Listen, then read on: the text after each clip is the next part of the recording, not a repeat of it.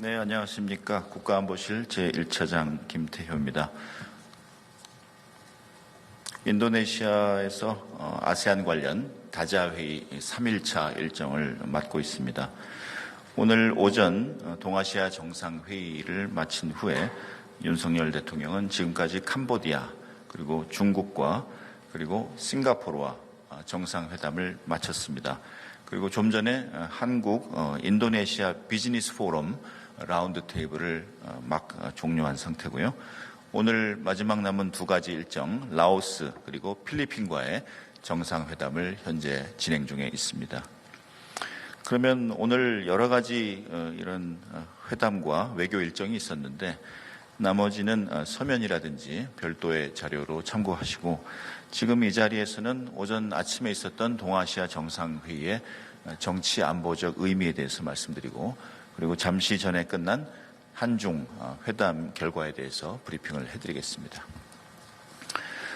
우선 이번 18차 EAS 동아시아 정상회의에서 정상들 간의 공동 합의문이 가까스로 도출되었습니다. 정상 성명이 작년 EAS에서는 나오질 못했습니다. 우크라이나 전쟁의 발발의 원인에 대한 갑론을박 그리고 이 전쟁을 바라보는 시각이 극명하게 회원국마다 엇갈렸는데요. 올해에도 역시 우크라이나 전쟁을 이 정상 성명에 담는 것에는 실패했습니다.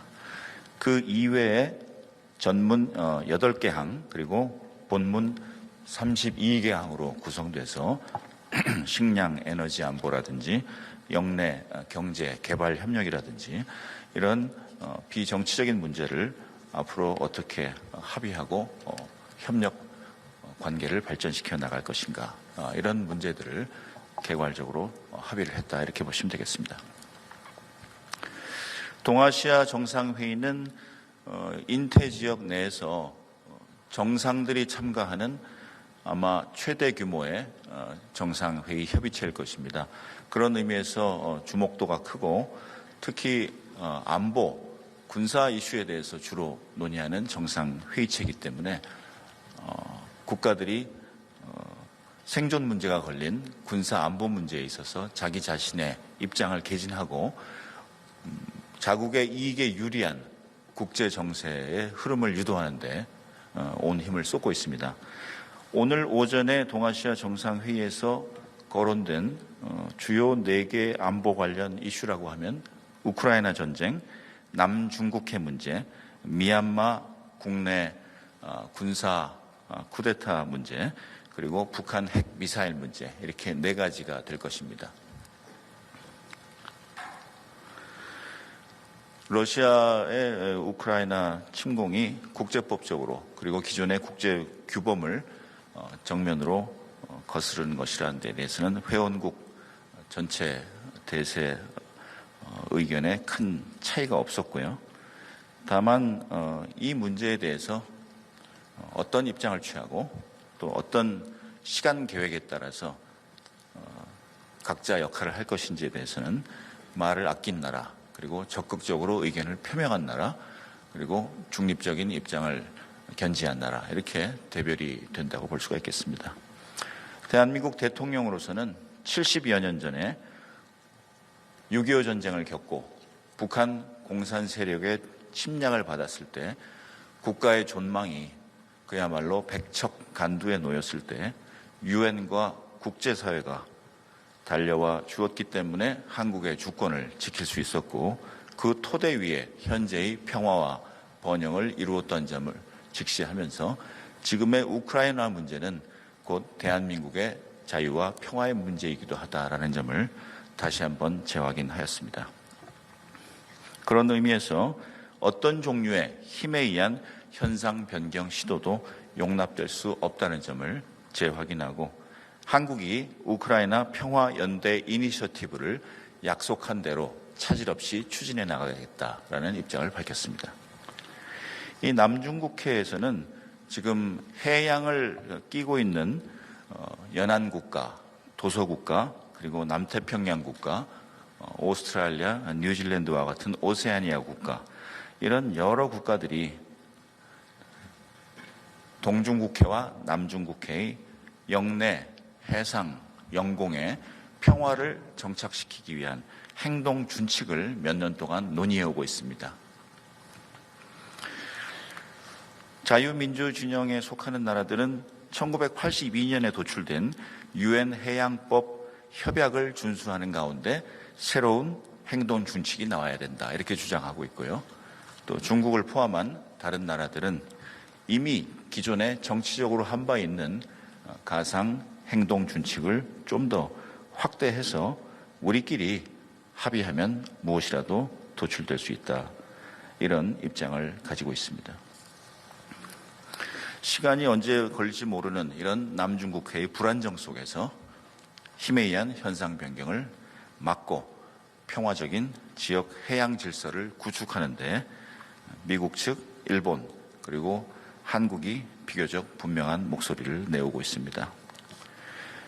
미얀마의 국내 정쟁 불안정은 인도적인 위기를 자아낼 뿐만 아니라 영내 민주주의의 딜레마를 가중시키면서 인태 지역의 경제 발전과 번영을 가로막는 요인이 되고 있습니다. 그런 의미에서 부분적으로 이웃 나라들이, 그리고 한국과 같은 나라들이 ODA, 인도적인 지원을 지속하고 있지만 결국 미얀마의 문제가 근본적으로 종식되지 않는다면 영내 아세안들의 통합과 협력은 대단히 먼 길이 될 것입니다. 그런 의미에서 영내 아세안 국가들이 잠정적으로 합의해 놓은 평화와 관련된 5개 합의 사항이 즉시 지켜져야 된다라는 점에 대해서 모든 나라들이 그 이행을 촉구하였습니다. 마지막으로 북한과 핵 미사일 위협이 되겠습니다. 윤석열 대통령은 북한의 핵 미사일 개발이 유엔 안전보장이사회 결의에 대한 정면 위반일 뿐만 아니라 북한의 이런 탄도미사일 그리고 핵 위협은 영내 인도태평양 모든 국가들에 해당되는 실존적 위협이다라는 것을 강조했습니다. 그러면서 북한은 현재 유엔 안보리로부터 가장 엄격하고도 포괄적인 제재를 받고 있는 정치 집단인 것입니다. 그런 북한이 WMD 개발을 지속하기 위해서 저지르고 있는 각종 사이버상의 불법 행위, 노동자 송출 문제, 그리고 해상 불법 환적 활동 같은 것들을 국제사회가 좀 더 경각심을 가지고 함께 힘을 모아 차단해 나가야 된다라는 점을 강조했습니다. 그리고 이러한 북한의 대량 파괴 무기, 살상 무기 개발은 곧 북한 주민의 노동력과 인권을 착취하고 식량과 경제 자산을 제대로 분배해 주지 않으면서 그들의 모든 자산과 에너지를 핵과 미사일에 집중하고 있다는 점에서 결국 북한 인권 문제와 다름 아니다. 북한 주민을 고통스럽게 힘들게 만들면서 쥐어짜내서 만드는 결과물이 핵과 미사일이다라는 점에서 북한의 핵 미사일은 곧 북한의 인권 문제다라고 등치 처리를 하신 것입니다. 결국 결론적으로 모든 유엔 회원국은 기존의 북한에 대한 경제 제재를 부과하고 지킬 의무가 있으며 애초에 그런 유엔 안보리 결의문을 도출하는 데 찬성한 유엔 안보리 상임이사국 5개국은 모두 동일한 의무와 책임을 지닌다. 이렇게 강조하게 되겠습니다. 결국 아세안은 인태 지역의 일원으로서 대한민국과 함께 협력하여 성장해 가야만 하고 그 가운데 인태 지역에서 자라나는 자유와 평화와 번영이 글로벌 사회에 대한 대한민국의 역할과 책임으로 확산될 수 있을 것입니다. 이번 동아시아 정상회의에서 북한 핵의 심각성, 그리고 미사일, 탄도미사일 개발의 불법성, 이런 북한의 위협에 대해서 공동 대처하고 또 CVID라는 완전하고 되돌릴 수 없는 불가역적인 북한의 비핵화를 추진해야 된다는 입장을 분명하게 10여 개 국가들이 발언을 통해서 밝혀왔습니다. 대한민국의 자유, 평화, 번영을 그만큼 지지하고 한국의 인태 전략을 지지한다고 볼 수 있겠습니다. 자, 그럼 한중 회담의 결과에 대해서 말씀드리겠습니다.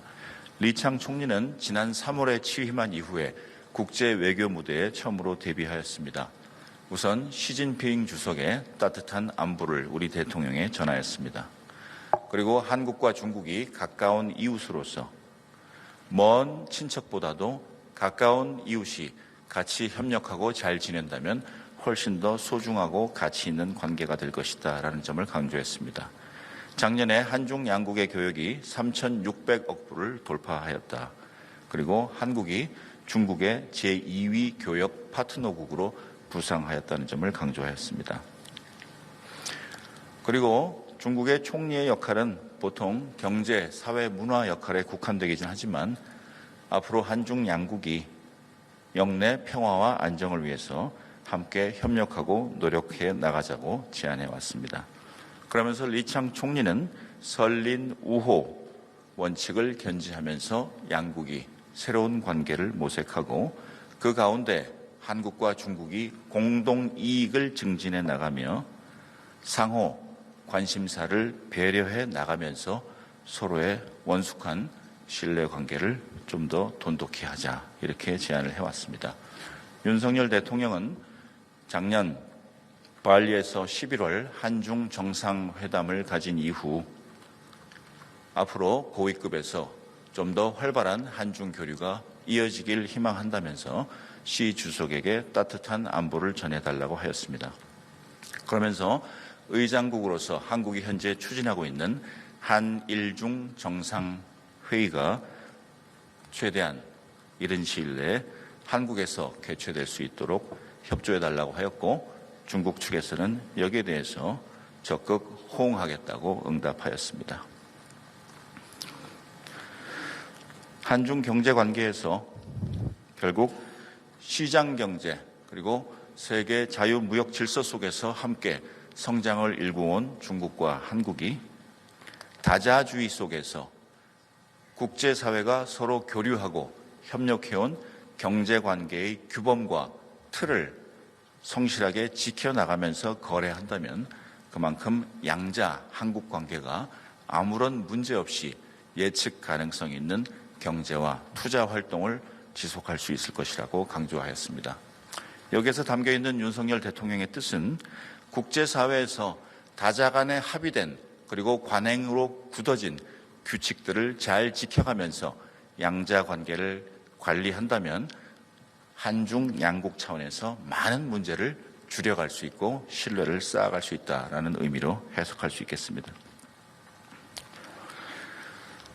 윤석열 대통령은 저장성 성장을 오래 지내고 장수성 그리고 상하이시의 당 서기직을 지내면서 리창 총리가 한국 기업과 활발하게 교류하면서 한중 기업 그리고 경제 교류의 관계에 대해서 많은 애착을 갖고 있는 것을 평가하고 시장 그리고 개방성을 중시하면서 한중 교류 협력에 많이 기여해달라고 부탁을 하였습니다.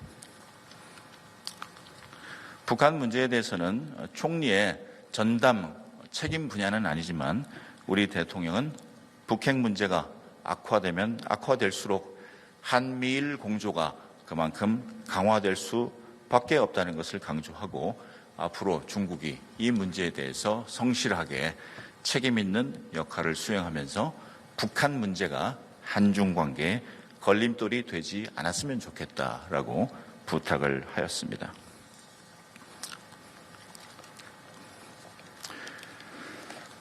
결국 한중 관계는 문제가 존재할지라도 빈번하게 자주 만나서 교류하고 대화해 가면서 풀어갈 수 있다는 것이 우리 대통령의 입장이고 여기에 대해서 리창 총리도 전적으로 호응을 하였습니다.